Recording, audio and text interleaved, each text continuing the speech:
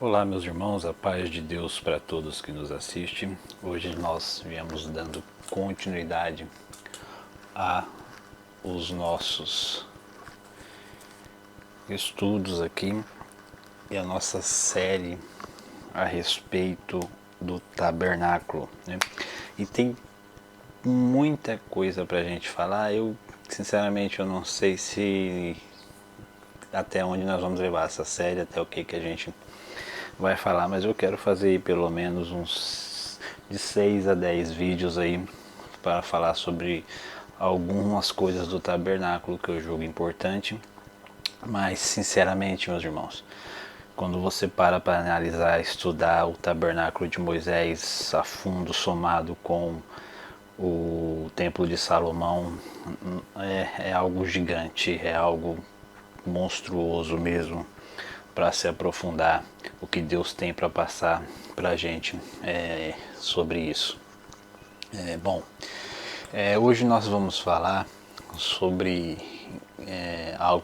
algo que estava dentro do tabernáculo, né? Nós vamos hoje trazer a atenção para a Arca da Aliança, que dentro daquele demonstrativo que nós havíamos feito, né? Então nós temos aqui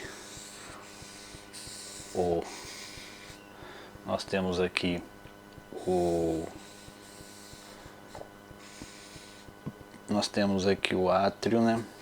O átrio, e nós temos o lugar santo e o lugar santíssimo, né? Santíssimo. E a arca ficava nesse lugar. A arca ficava no lugar santíssimo, lugar mais santo do tabernáculo, aonde somente o sumo sacerdote podia entrar uma vez ao ano. Então nós vamos estar falando sobre a Arca da Aliança e algumas coisas do seu detalhe. Esse vídeo nós vamos estar... Faz um pouquinho de barulho, né? Esse vídeo nós vamos estar dividindo em duas partes, tá, meus irmãos? Nós vamos dividir em duas partes porque a arca em si ela é dividida em duas partes, né? Não se fala muito da Arca da Aliança, mas ela é um conjunto de duas partes. A arca, a caixa, né? A caixa e o propiciatório, que é a tampa da arca, né? E então dentro dessa arca foi colocado no tabernáculo o maná, né? Um pote com maná e a tábua dos 10 mandamentos, as tábuas dos 10 mandamentos. E posteriormente foi colocado também a vara de Arão, a vara florescida de Arão. E aqui nós temos um aprendizado, já começamos com um grande aprendizado do porquê que essa vara ela é colocada depois, porque Arão ele tem todo o seu percurso como sacerdote, como irmão de Moisés e companheiro de Moisés na missão de Deus. O seu cajado é uma vara, um pedaço de pau morto, né, sem vida, assim podemos dizer, e de repente ele floresce e vai parar dentro da arca, lá dentro do lugar santíssimo. Por quê? Porque isso é uma tipologia direta à humanidade de Jesus. Enquanto o cajado era só mais um pedaço de madeira, representava a natureza humana de Jesus, mas quando ele floresce, simboliza a ressurreição de Jesus em toda a sua glória, a ressurreição de Jesus vitorioso, reflorescedor, e Jesus então ele vai para o lugar santíssimo. Por isso que a vara de Arão ela entra no lugar santíssimo e fica dentro da Arca da Aliança, porque ela representa o Jesus ressurreto, glorificado, que entrou na sua glória no lugar santíssimo. E vamos começar então aqui, já começamos, né?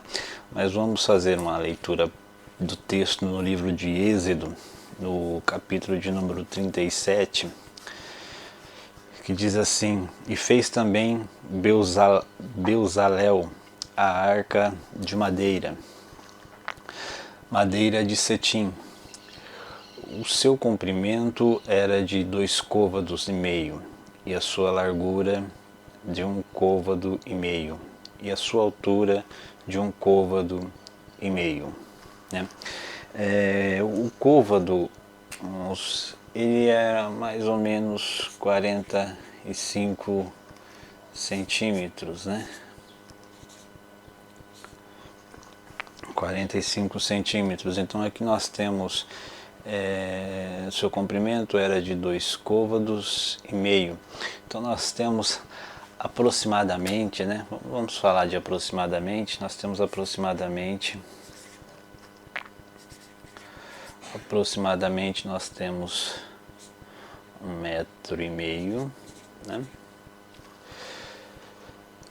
1,5 m de comprimento, e a sua largura de aproximadamente aí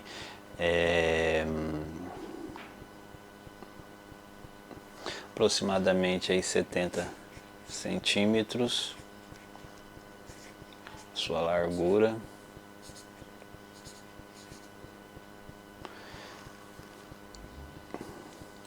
né? E a sua altura de 1,5 côvado, também aproximadamente aí de 70 centímetros. Aqui, irmãos, para ser rápido, tá?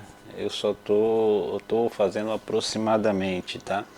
Então nós temos aproximadamente aqui o comprimento, né? Não coloquei o comprimento aqui, né? O comprimento aproximadamente 1,5 m, a largura 70 centímetros, a altura 70 centímetros. Tudo isso aproximadamente, mas é fácil você ter o cálculo certinho, é só você calcular os côvados pelo seu tamanho certo, que é 45 centímetros cada côvado, certo?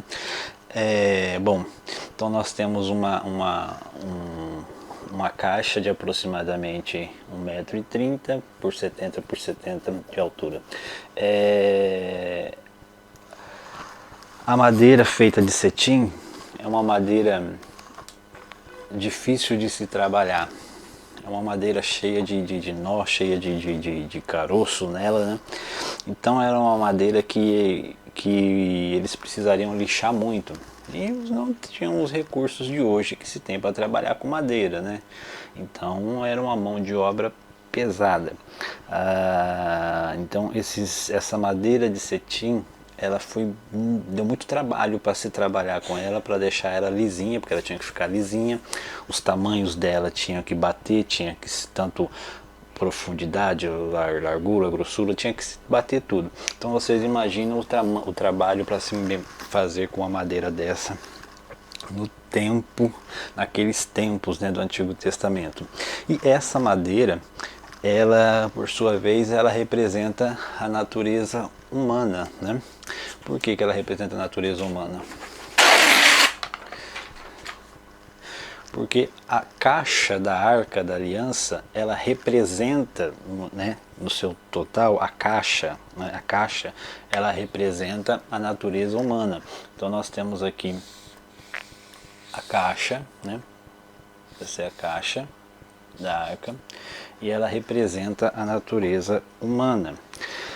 A humanidade, ela é cheia de pecados, cheio de fracassos, cheio de derrotas. Então por isso que ela é feita com a madeira de cetim, que é cheia de caroços, cheios de nó. Então era necessário tirar os nós, tirar os caroços, para que pudessem assim então guardar a palavra de Deus, o maná de Deus, guardar, né, Jesus Cristo representado ali pela a vara de Arão. Então era necessário que essa madeira fosse transformada, né? Então, assim como a raça humana, cheia de pecado, cheia de defeito, mas é necessário sermos moldados, transformados, para que o Espírito Santo de Deus, para que Jesus Cristo possa habitar na nossa vida. Então, um trabalho difícil que eles tiveram. E no versículo 2 diz, né, e cobriu de ouro puro por dentro e por fora, e fez-lhe uma coroa de ouro ao redor. Ou seja, aqui está falando que depois que eles trabalharam nessa madeira, né, eles cobriram a madeira de ouro, tanto por dentro como por fora, simbolizando o que? A glória de Deus, né? A presença de Deus, a glória de Deus, a unção de Deus na vida daqueles que guardam as coisas de Deus. Então eles vêm, né? Eu não tenho uma caneta, certo seria uma caneta amarela aqui, mas eu não tenho, mas vamos adaptar aqui por essa azul, né?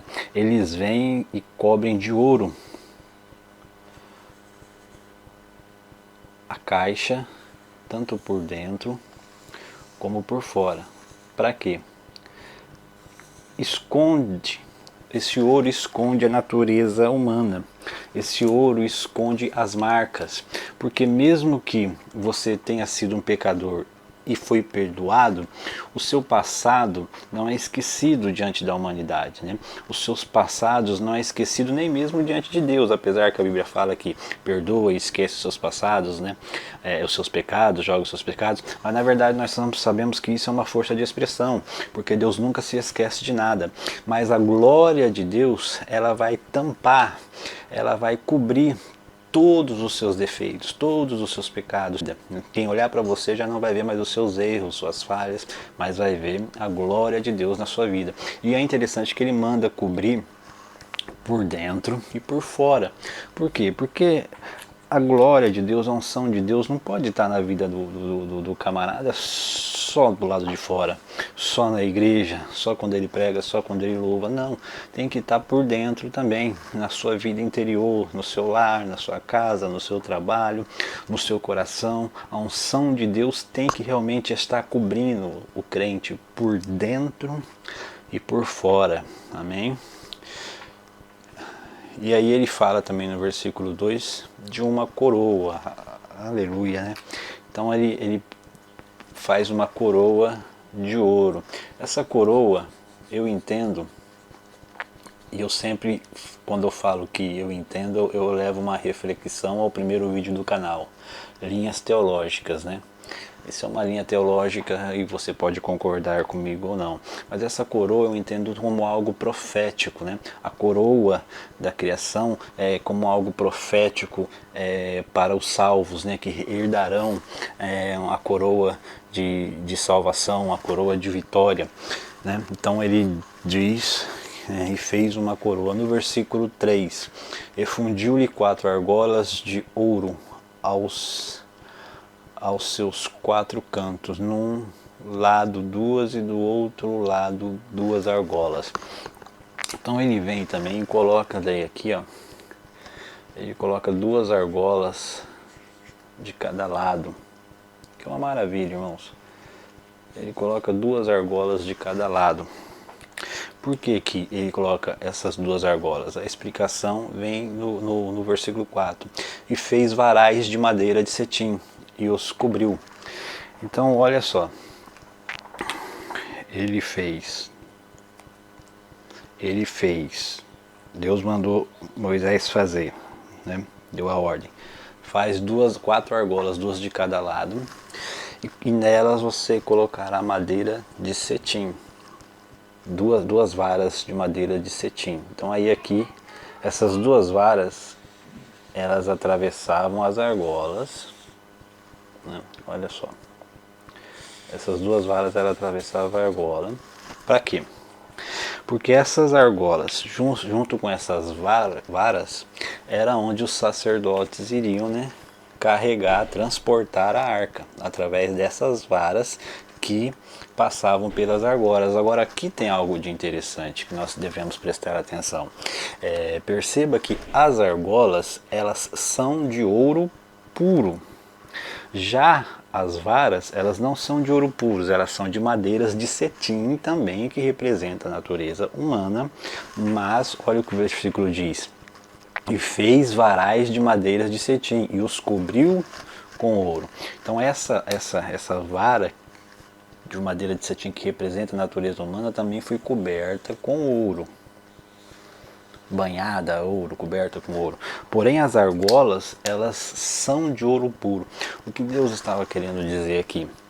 Que os homens iriam carregar a arca. Os homens iriam carregar a arca, com os seus pecados, com os seus defeitos, mas perdoados pela graça, pela unção de Deus. os homens iriam carregar a arca, mas o Espírito Santo, que é ouro puro, entendeu? Não tem madeira, é Espírito, Deus é Espírito. O Espírito Santo, né? Ele ia dar a direção, ele ia guiar. Os homens iriam levar, mas o Espírito Santo, que é ouro puro, ele iria indicar a direção. É uma maravilha de Deus. E meteu os varais pelas argolas aos lados da arca, para levar a arca. Então, as madeiras, os varais, representam também a natureza humana, representam os sacerdotes, né? Mas cobertos com ouro, ou seja, com a unção de Deus na sua vida. E eles, guiados pelo Espírito de Deus, representado aqui pelas argolas, que são ouro puro, né? Não havia madeira, mas era ouro puro. Então, guiados pelo Espírito de Deus, levava a arca, a humanidade, o povo de Israel, né? Que tinha a proteção e a graça de Deus no caminho a qual Deus queria até chegar à terra prometida. Então isso é maravilhoso demais. Nós vamos parar por aqui, mas nós vamos dar continuidade no próximo vídeo a partir do versículo 6, onde nós vamos falar do propiciatório, que é a tampa que vai aqui por cima.